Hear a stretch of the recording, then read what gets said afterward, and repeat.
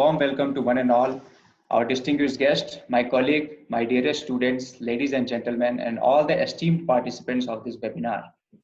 UPES envisions itself as an institution of global standing which fosters developing professionally competent talent and contributes to the nation building. With such a vision in our mind, we had taken another leap in this journey where we had started a webinar series that gives us a chance to interact with and hear from the industry some of the most prominent and renowned personalities of all time. Ladies and gentlemen, my name is Dr. Sudhir Kumar Chaturvedi, faculty in the Department of Aerospace Engineering at UPES Dehradun. To add another feather to the hat, we have come up with another interesting session of the webinar today on the topic missile technology and avionics systems. As we know, as described in Shastras, a Brahmastra is an astra or celestial weapon created by Lord Brahma. It is sometimes known as the Brahma Astra, Astra referring to the missile weapon. As described in a number of Puranas, Brahmastra is considered to be a very deadliest of weapons. When a Brahmastra is discharged, neither a counter-attack nor a defense of any kind can stop it. In ancient Sanskrit writings, the Brahmastra was a weapon created by Brahma, along with its more powerful version like Brahma Shira Astra and Brahmanda Astra. Brahmastra and Brahmashira Astra are said to be mythical equivalent of modern-day atomic weapons, nuclear and thermonuclear bombs, respectively. We at UPES Dehradun in India are delighted and honored to host today's webinar in the auspicious presence of Dr. Sudhir Kumar Mishra, distinguished scientist, Director General BrahMos, Defense Research and Development Organizations, Ministry of Defense, and Chief Executive Officer and Managing Director of BrahMos Aerospace India. Welcome to UPES, sir. As a quick introduction, Dr. Mishra is a leading, highly motivated and technically competent team of engineers, scientists and technicians located at various work centers, successfully developing and delivering the world's best supersonic cruise missile, meeting the requirement of 3 wings of Indian Armed Forces. Dr. Mishra is a graduate of Government Engineering College, Jabalpur, MTech in Mechanical Engineering from Indian Institute of Technology, IIT Madras, and PhD from National Institute of Technology, NIT Warangal. He has 36 years of research and development experience in the area of missile technology, production technology, technological management, and defense diplomacy, and has contributed immensely in India's quest to achieve excellency in missile technologies by developing several breakthrough technologies. His excellence, his technical expertise, and contribution has resulted in the realization of several DRDO missile programs. As a CEO and MD from BrahMos Aerospace, his mind-to-market approach has led to design, development, production, and product support, encompassing complete product life cycle of BrahMos weapon system. Under his leadership, Team BrahMos achieved newer capabilities and version of land-to-land, sea-to-land, and air-to-sea or land applications. He superheaded the BrahMos Air version program, leading to successful flight test of BrahMos from Sukhoi 30 MKI fighter aircraft against sea and land target. Realization of BrahMos A is an historic achievement for India, becoming first country in the world to have such a unique capability. Under his able guidance, for the first time, the weapon of his caliber has been deployed in all 3 services. Dr. Mishra's zeal and vision to achieve export orders from Indian defense weapon and equipment have delivered outstanding successes. His defense diplomatic skills have resulted in the culmination of several defense R&D projects with the friendly countries within the framework of foreign policies and defense cooperation. He has visited several countries to enhance bilateral cooperation in the field of defense technologies. As a chairman of BATL Thiruvananthapuram, he is credited with the turning around the company from perennial loss, making a profit earning by innovative management techniques. He is academician of Russian Academy of Cosmonautics. He is the fellow of Royal Aeronautical Society of India, Institution of Engineers India section, the Institution of Electronics and Telecommunication Engineers IETE, Indian Institute of Production Engineers, and Center for Excellency in Project Management, New Delhi. He is the member of many national and international professional societies. Dr. Mishra is awarded with the degree of Doctor of Science by Rani Durgavati Vishwavidyalaya, Jabalpur, Shobhit University, Saharanpur, Uttar Pradesh, and SRM University, Lucknow, and People's University, Bhopal. He has been awarded with the DRDO Scientist of the Year award by the Honorable Prime Minister of India, Shri Narendra Modi ji, Distinguished Alumnus Award 2018 by IIT Madras, Eminent Engineers Award by Institution of Engineers India, IIM Tata Gold Medal Award by Indian Institute of Metals, Kolkata, Madhya Pradesh Gaurav Samman by Chief Minister of Madhya Pradesh, Distinguished Alumni Award by Government Engineering College Jabalpur, Super CEO Award by Machinist Times of India Group, Vigyan Pratibha Samman by Council of Science and Technology Government of Madhya Pradesh, Lifetime Achievement Award by Sri Ram College of Engineering and Technology Jabalpur. He is the member of Board of Management of Govind Guru Tribal University, Banswara, Rajasthan, nominated by Honorable Governor of Rajasthan and Chancellor, and the member in the advisory board of many academic institutions and societies across the country. He has published several scientific papers and has delivered numerous lectures in the national and international seminars as well as the conferences. Thank you, sir, for accepting our invitation. Now over to you for the deliveries of the talk on missile technologies and avionics systems. Thank you once again, sir, for accepting our invitation virtually. Now, welcome to UPES Dehradun. Most welcome, sir. Over to you, sir. Good morning, and thank you, Dr. Sudhir Kumar Chaturvedi, and my best wishes to all the students of University of Petroleum and Energy Studies, Dehradun, and the audiences whom the whole talk is being streamed. Today I'm going to speak on the challenges and opportunities in the missile technologies, how India has become from a non-missile technologies country to a kind of a superpower in the areas of missile technology, where we can develop almost any kind of missiles to meet national security requirement. And I would touch upon the challenges we have faced in achieving the objectives. It's a very pretty interesting journey right from the beginning, since I joined in 1984 at Defense Research and Development Laboratory, Hyderabad. And I was pretty lucky that I could get my very first assignment with Dr. Abdul Kalam. And he cleared most of my doubts and gave me the big vision, what I have to achieve for my country, India. Before we take a plunge into the deep technical discussion, let's talk about the general issues. The general issues are right from the beginning, human beings were all the time worried about only two issues. The first was hunger. The second was defense, security from the adversaries. And in the beginning, when we started the civilization, we wanted to defend ourselves. And initially, it was bare hands. Then the whole idea was to extend the reach of our arms. So we came out with the stones, we came out with the knife, sword, then spear, and in fact, the slingshot was also evolution of throwing stone, bows, and later on we graduated to cavalry.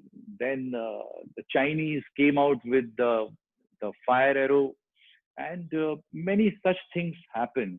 The whole idea was to ensure that we are able to defend the enemy, and we have used very innovative and scientifically evolved tools to ensure that we are the winner, we defend ourselves.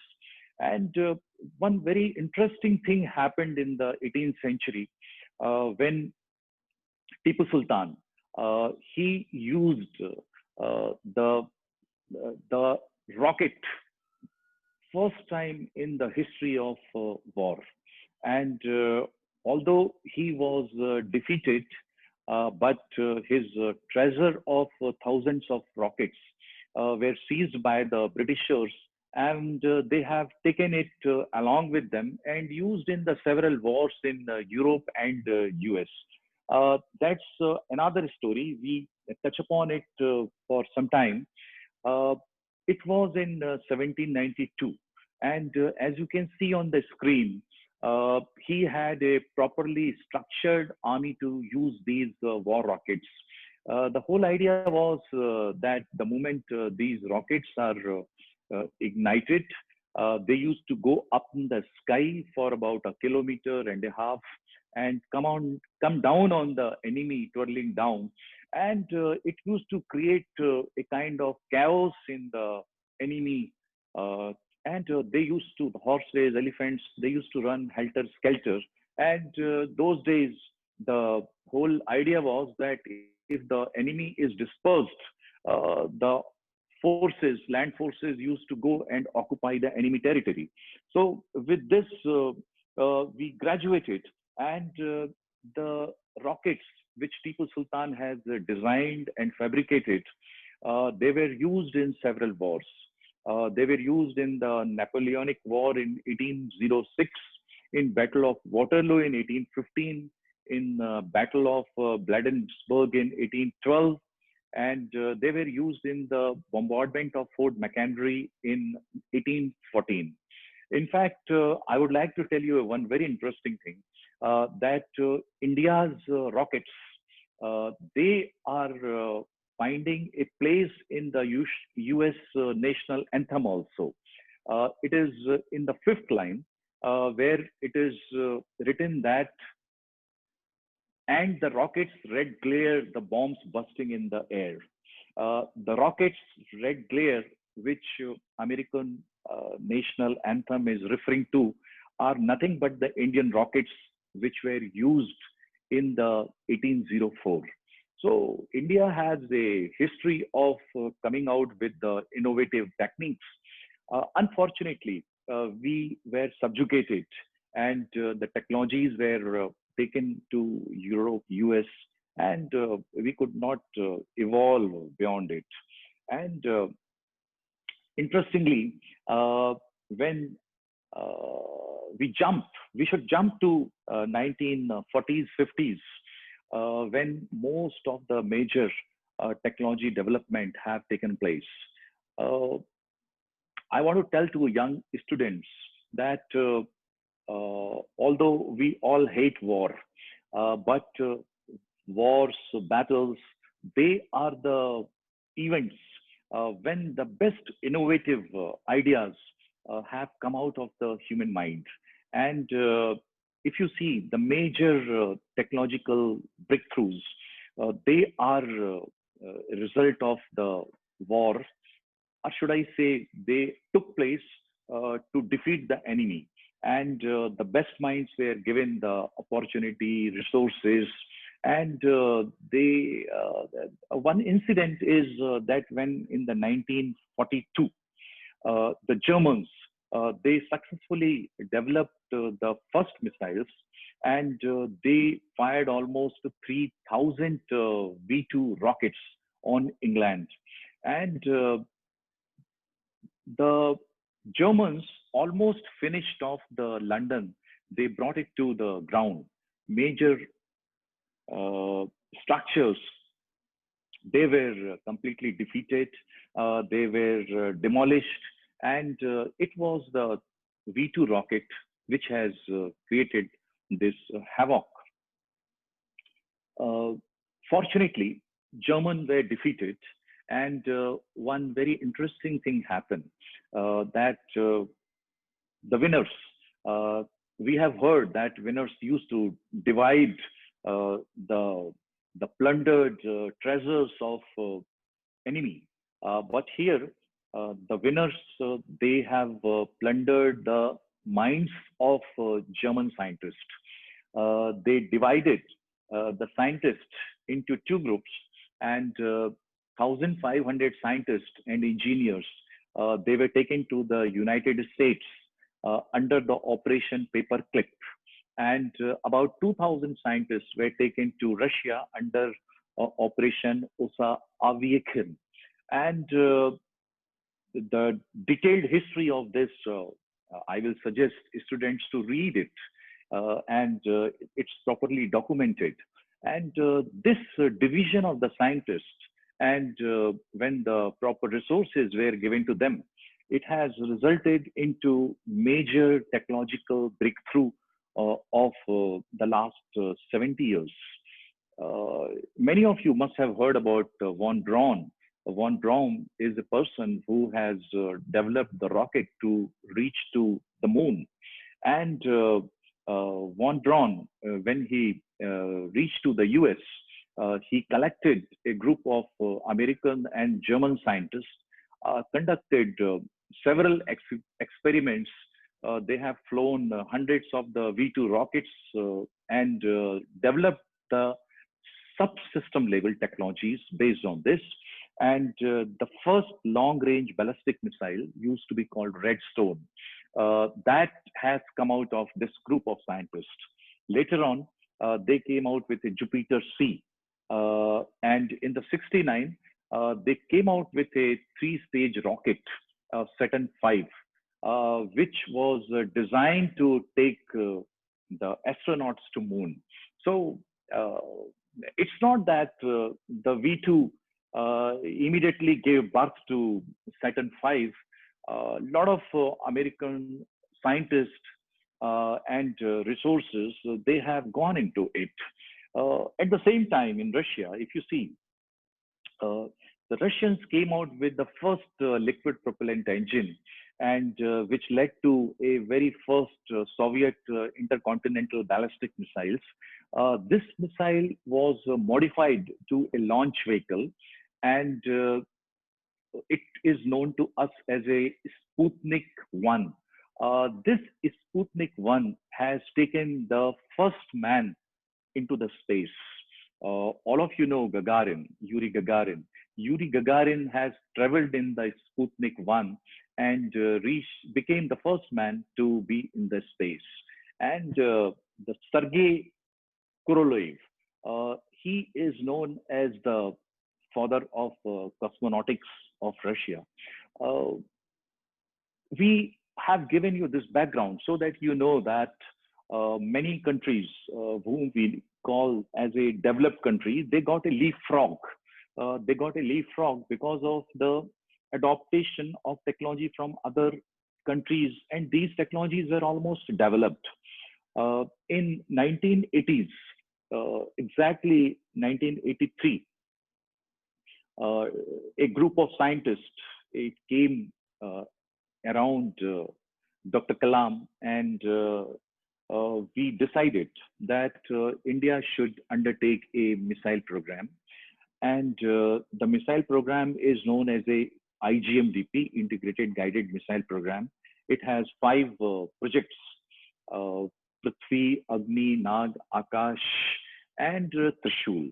And these all names are well known to all the students of the present days. The Prithvi has led to Prithvi 1 and Prithvi 2 and Dhanush. Agni technology demonstrator led to Agni series of missile, Agni 1, 2, 3, 4, and Agni 5. And that was a development in the strategic field. A strategic field means where the payload is a nuclear payload. At the same time, we developed several tactical missiles also. Nag anti-tank missile, Akash surface-to-air missile, Astra air-to-air missile, and BrahMos anti-ship missile. So they were all developed in 80s, 90s, and several technologies were evolved during this time.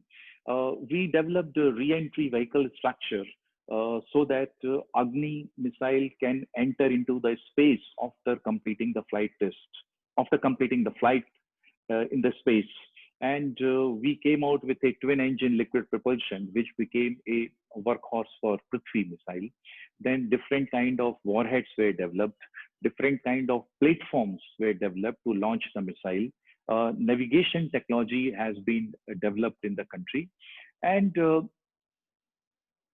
Dr. Kalam, who came from Indian Space Research Organization, he brought his own unique way of technology management, and he became father of the missile technology in the country, and he created a generation of missile scientists today who are leading the different organizations. Several scientists like Dr. V.K. Saraswat, Dr. Prahlada, Dr. R.N. Agrawal, Dr. Satish Reddy, and in fact, I myself, we all give credit to Dr. Abdul Kalam for showing us the way, for mentoring us directly, indirectly, and whatever we have learned, whatever this country missile scientists have learned, it's all due to the Dr. Abdul Kalam leadership.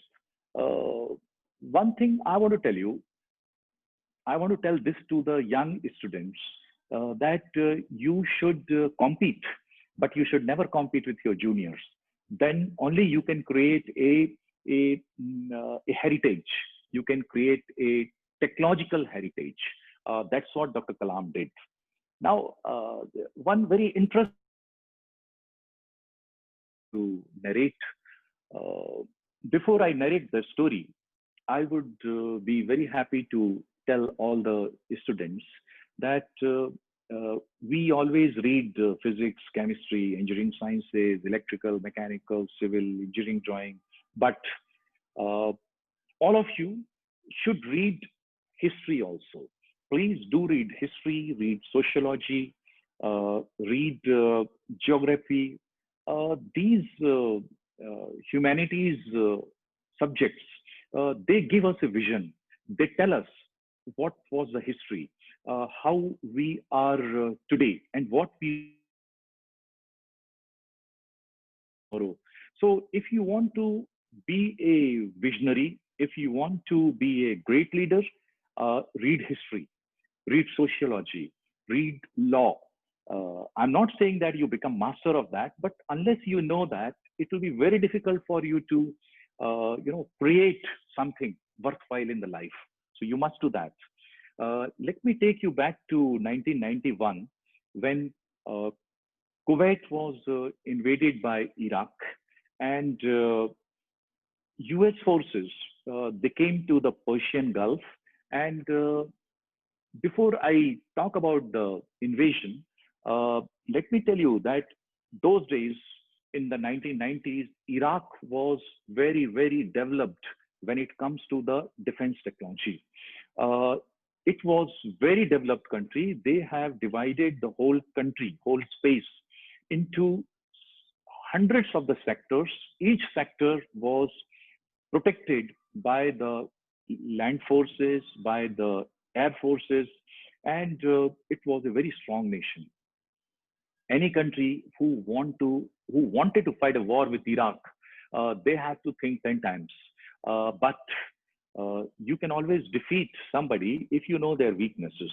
So US, being the technological superpower, they decided to liberate Kuwait and disable the offensive capabilities of Iraq so that a peace can prevail for longer years. And what happened in history, that's a altogether different subject, but that was the main objective. And US has brought their aircraft carriers to Persian Gulf, and from the Persian Gulf, they have fired hundreds of cruise missiles, Tomahawk cruise missiles to different places in Iraq.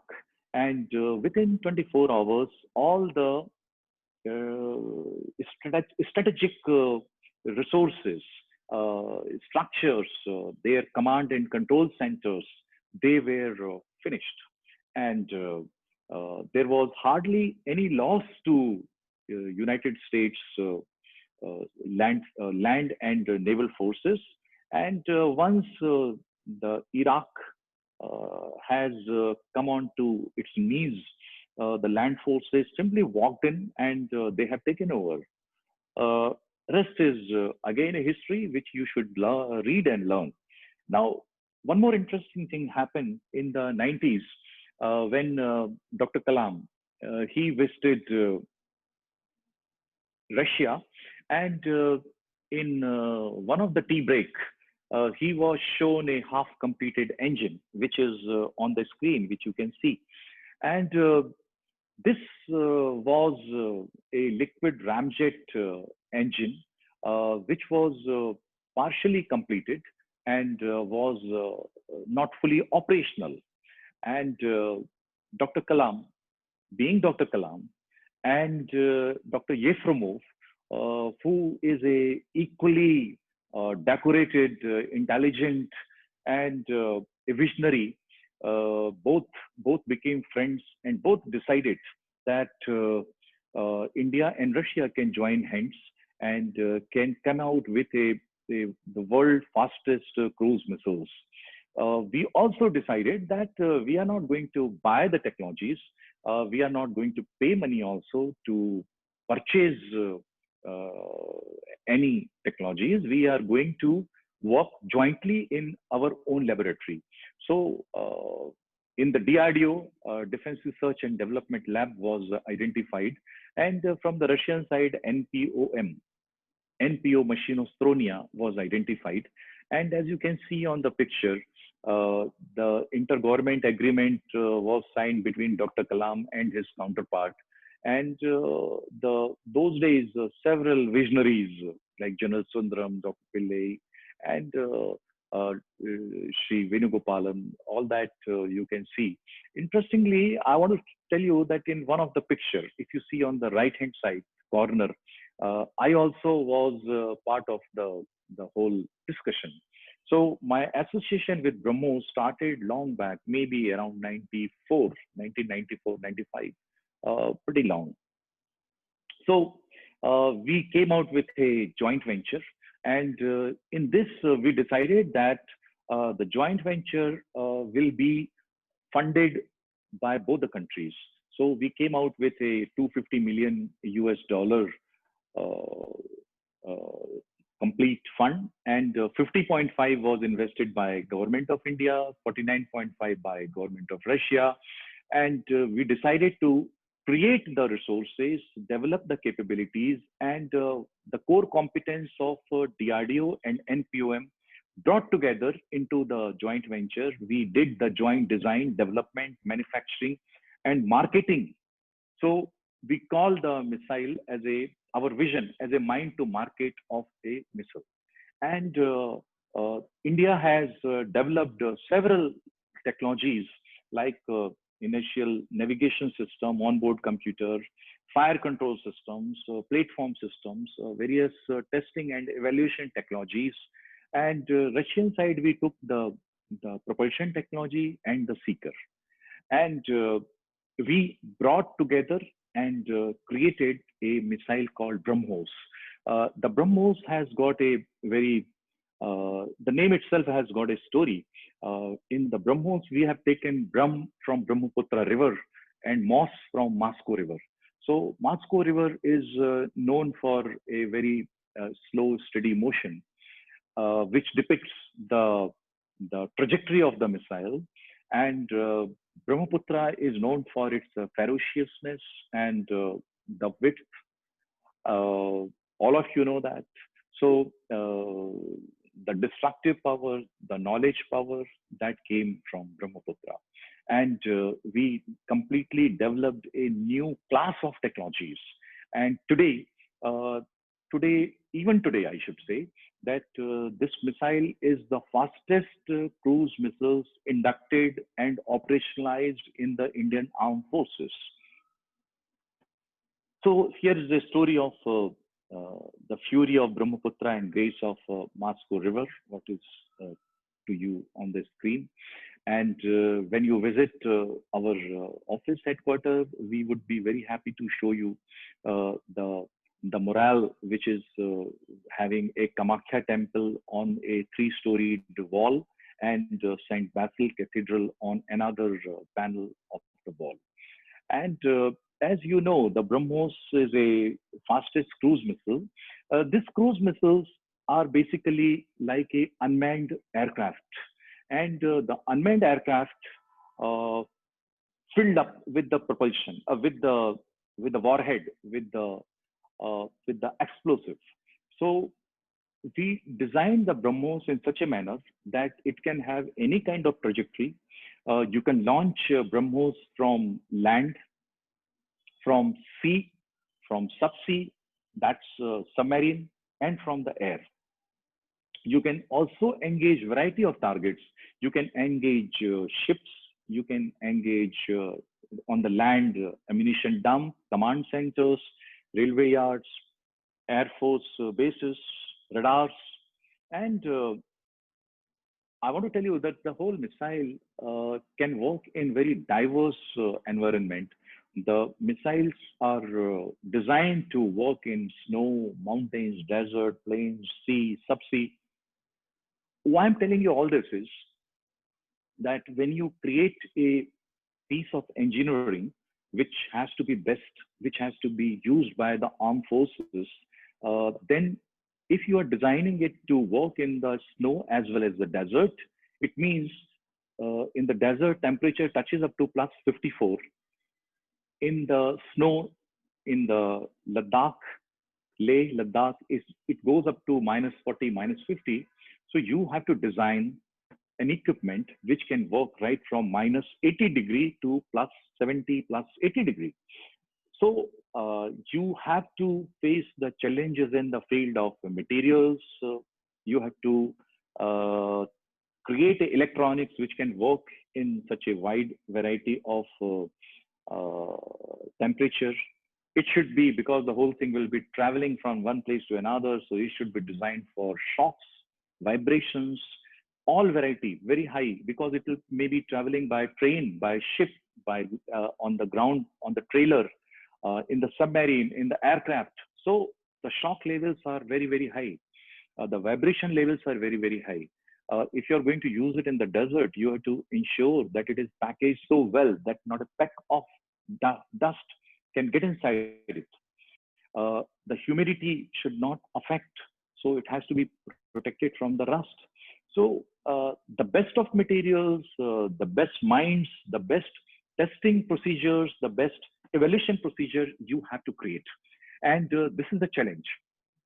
I want to tell to the students that in the field of missile technologies, we spend about 15% resources on the design and development, about 10 to 15%, maybe 20% in realizing the hardware, and 60 to 70% in testing, evaluation. And remember, these testing procedures, some are available in the resources, in the reference books, but many of them are not available. So, and sometimes they are diversionary also. They will give only the partial data, so that when you when you want to evaluate your design, you will not be able to get the complete data in the design and data book. So what you have to do, you have to create your own data. You have to create your own procedures. You have to create your own quality assurance methodology. That is the big challenge in our country. Now, if I just want to give you an idea, what is a missile? How does it work? Basically, missile is what you see, it's a munition, and then missile has to be launched from the land or ship or aircraft. So you need a ground system launcher. You need to give it a guidance or a target. So you need a radar system. You need to have a control on the launch. How will you control? So you need a fire control system. Then you need to protect it. So you need some kind of protection. Then you need to load, unload it on the launcher. So you need a kind of crane, a mobile crane, which can carry almost 3,000 kilograms of the missile. So the crane should be at least capable of carrying 7 ton of the load. So it's a very big ground support system. I would just tell you about the missile. The missile usually is having a seeker to search the target. It's having onboard electronics to guide the seeker. The missile is having the warhead so that it can destroy the target. And because missile has to travel, so it must have a booster and sustainer power, which will power the whole missile. You need wings, control surfaces, so that you can maneuver the missiles to the desired objectives. Very shortly, I'm telling you all this. I would like to show you one flight test. Here you see the missile has launched from the ship against one more ship, and it was a frigate, almost 4,000 tons of the frigate, steel, 4,000 tons of the steel. And when the BrahMos missile has hit it, the whole frigate was broken down into two pieces, as you are seeing it on the video. And within 4.5 minutes, it was sunk. So this is the destructive power of the BrahMos cruise missiles. You can see the debris. In fact, when I give my missile to my users, I tell them that this is the most credible, most powerful, most deterrent missile is going to be used by you. And I would like to show you one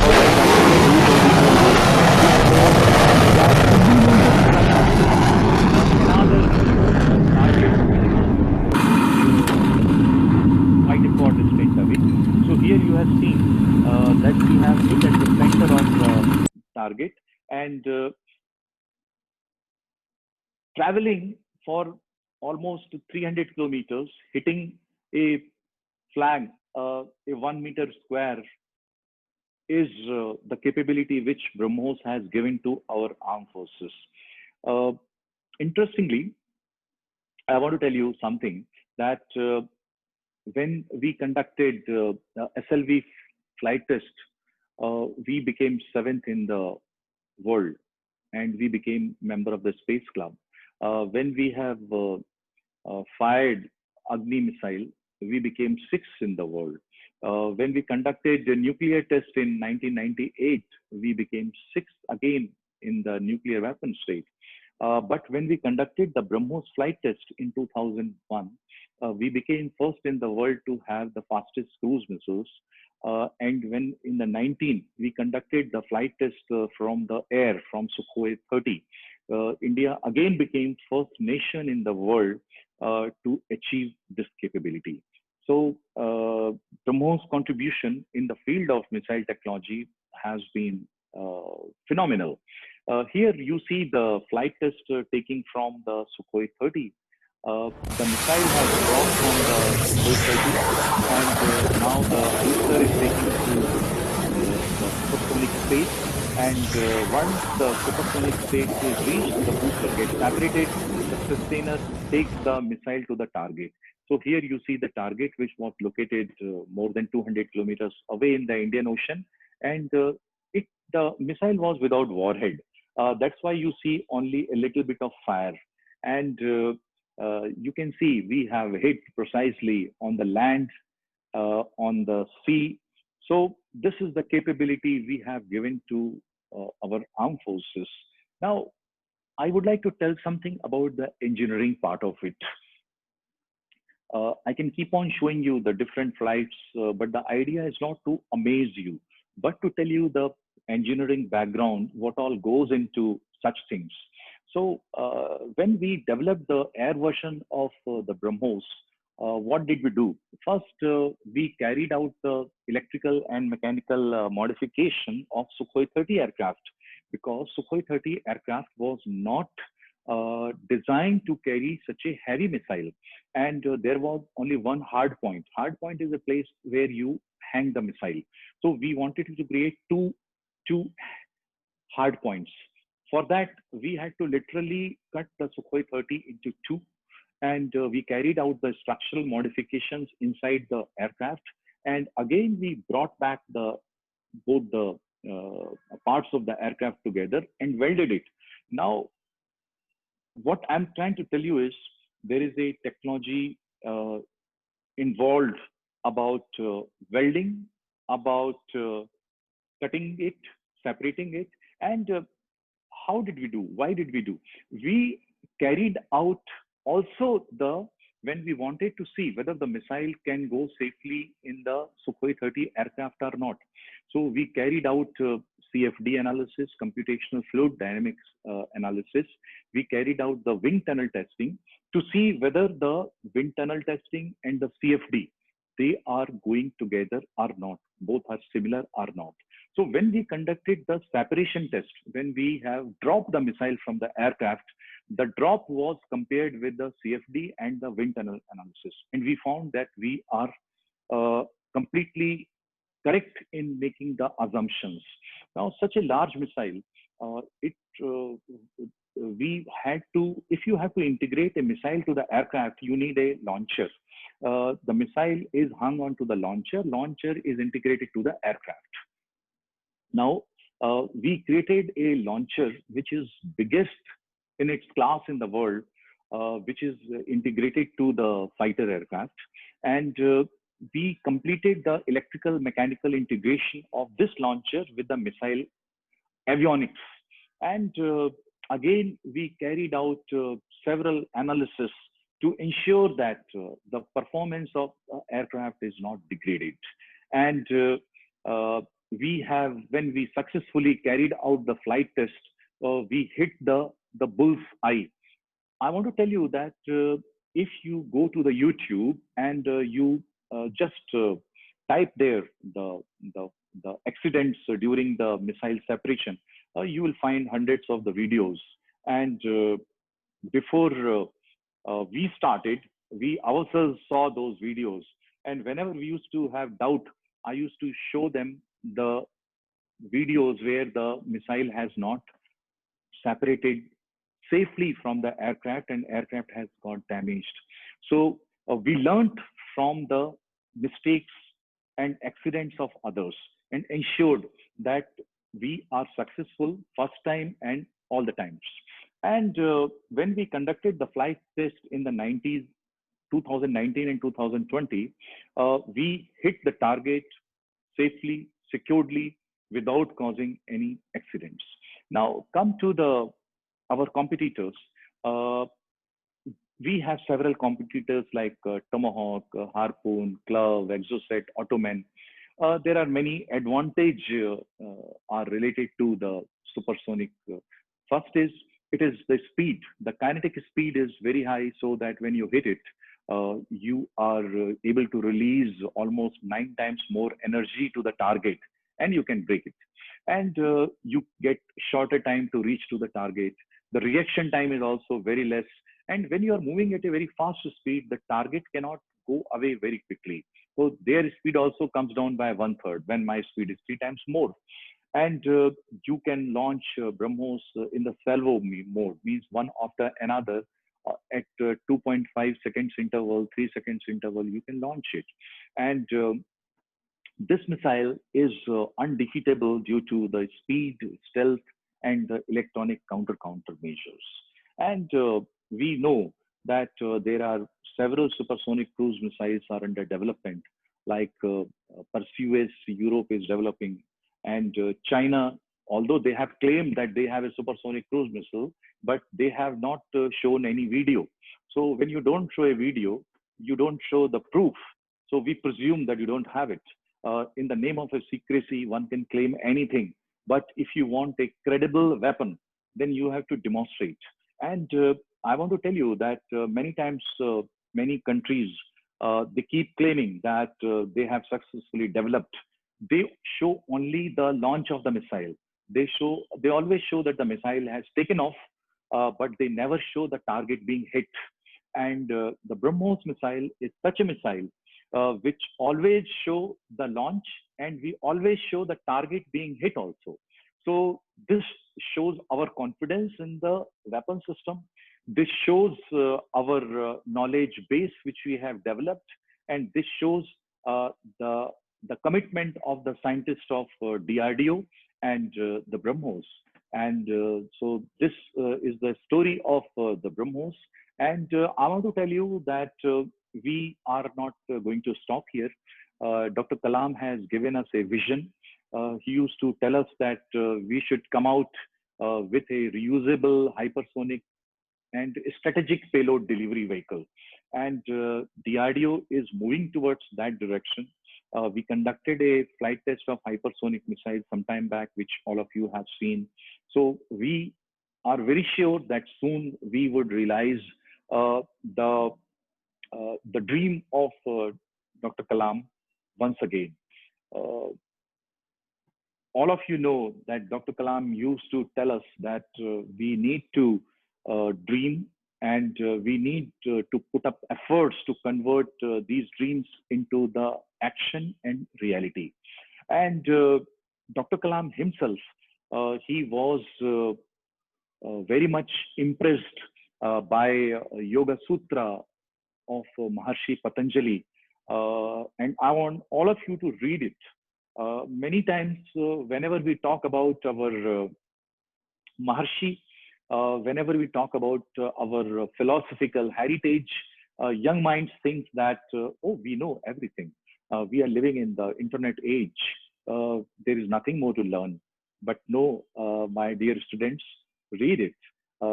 When you are inspired by the great purpose, some very extraordinary task, then your thoughts will break the boundaries. Your mind will think in a very impossible imaginary ways, and your consciousness, it will expand to all possible directions, and you, a normal human being, will find yourself in a new, great and wonderful world. The dormant forces which are hidden in our body, which are hidden in our mind, they will get released. They will become alive, and you will find yourself a Superman. You will find yourself that you can breach all the limitations created by society, by engineering, by your own personal limitations, and you will become another Dr. Kalam. This country needs hundreds of Dr. Abdul Kalam to make a place under the sun, which we deserve. Jai Hind and thank you. Thank you, Dr. Sudhir. Thank you, sir. What a nice talk you have given. And we always remember Dr. Kalam for his work in the missile technology. So, sir, there are some questions in the question and answers toolbox. We have, how do we see the missile industry in the next 20 years in India? Okay. You see, you look at my first and second transparency. I have told that the technology has been evolving. The technology is evolving, and we are at a stage when the kinetic hit is touching its maximum limit. If you think in terms of range, then today missile can go to tens of thousands of kilometers. If you talk about the destructive power, then you can have a nuclear payload and you can destruct even your own planet. If you are thinking in terms of the guidance, you can go precisely and hit the target thousands of kilometers at a spot. So this is the achievement, technological achievement today. Now, we will be there, we'll be like this. We will be coming out with the latest missiles, maybe another 5 years, 10 years, 20 years. But beyond 20 years, what I feel that the high power laser, the high power microwave systems, they will come into the play. And once you have the high power laser, high power microwave, and so this is about the weapon.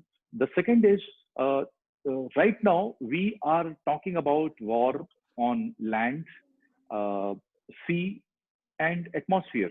But there are many areas like underwater. Underwater, you see, when we talk about the war, when it is underwater, it's only not more than 100 meters, maybe 200 meters.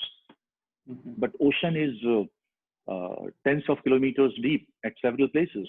So you can have a war in the subsea also, war technologies in the subsea. You can have war technologies in the space, although all the nations in the world have decided that space is declared as a peaceful arena, peaceful, but you never know. So we should think of a space also. And the third, which is right on our table, is cyber. So cyber technologies. So I think we are moving into such directions.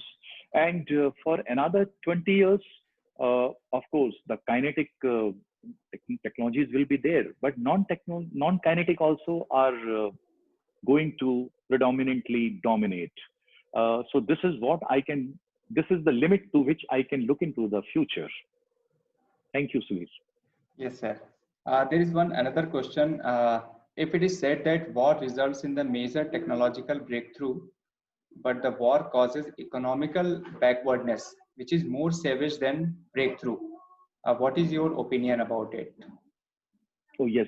I have been answering this question right from the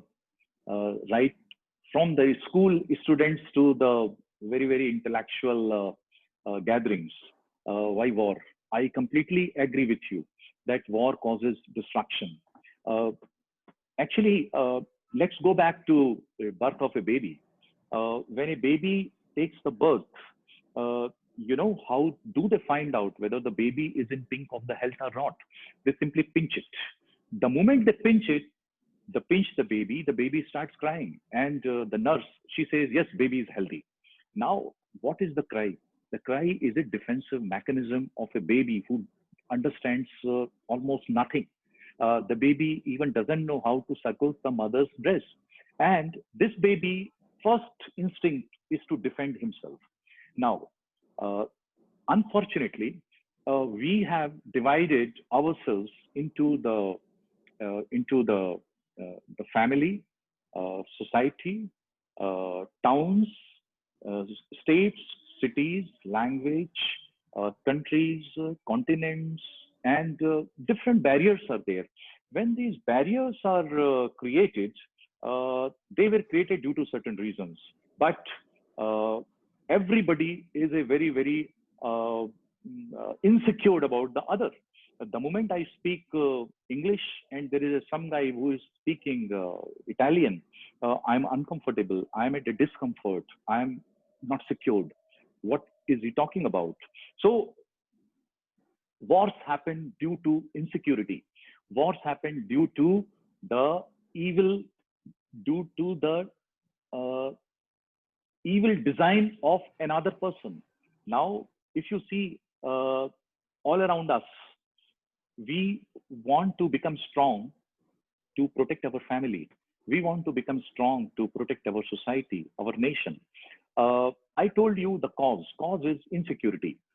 But another reason is the evil minds of the adversary. Now, some other person, they want to dominate you. They want to take you as a slave. Would you resist or not? So when you resist, how will you resist? You will resist by using the defensive technology what you have. And when you use these technologies, you become violent. So a violence, getting prepared to face the violence is a defense. And a defense is a very preparing for defense technology is a very peaceful thing. Dr. Kalam used to say to all of us when we were young and we were doubtful that if you want a peace, you prepare for the war. And if you want a respect, then you become the strong in the world. If you are a poor, you will not get respect in the world. So you have to be strong. You have to, you always be a peaceful nation, but you become so much strong so that you can protect your boundaries. You earn the self-respect. You reach to your assigned position in the world. So that's why I say that I'm not saying war is a very romantic thing, but getting prepared for a war is essential and required thing. Yes, sir. Sir, there is another question. Since the missiles being so fast and are homing on source of jamming, How do you see the countermeasures evolving? So yes, actually, what happens? This again is a human mind, design of a human mind, intelligent human mind. When we design something, the counter defense is also developed at the same time. So there are several ways. When it comes to the BrahMos, then we have, you see, I'm not going to reveal my approach, but there are many approaches which are available. Like if there is an aircraft want to evade the incoming missiles, then they can always, use a evasive kinetic action. They can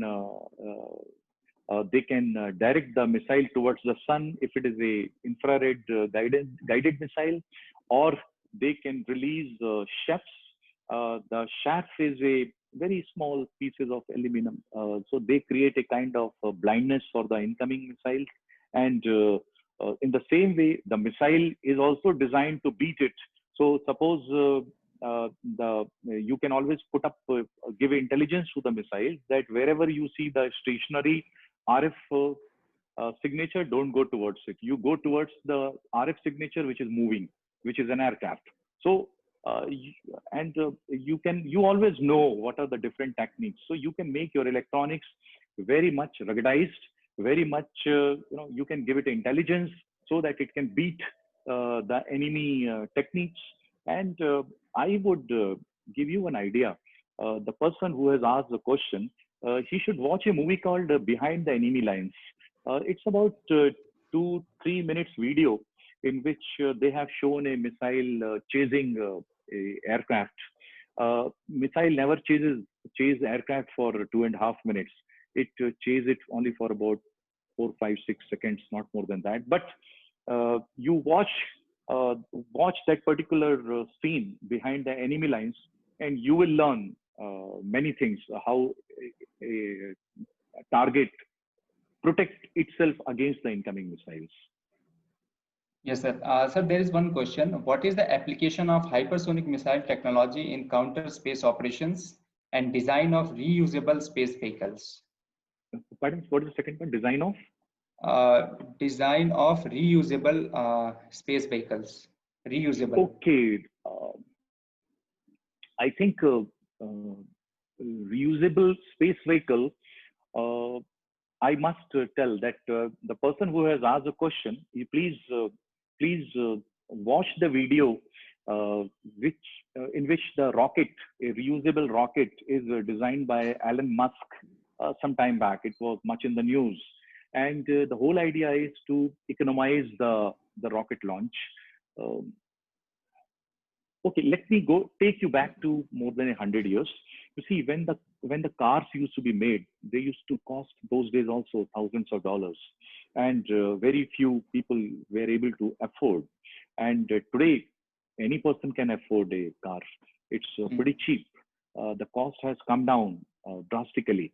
The reason is very simple. We have come out with a technology which has brought down the cost of the car.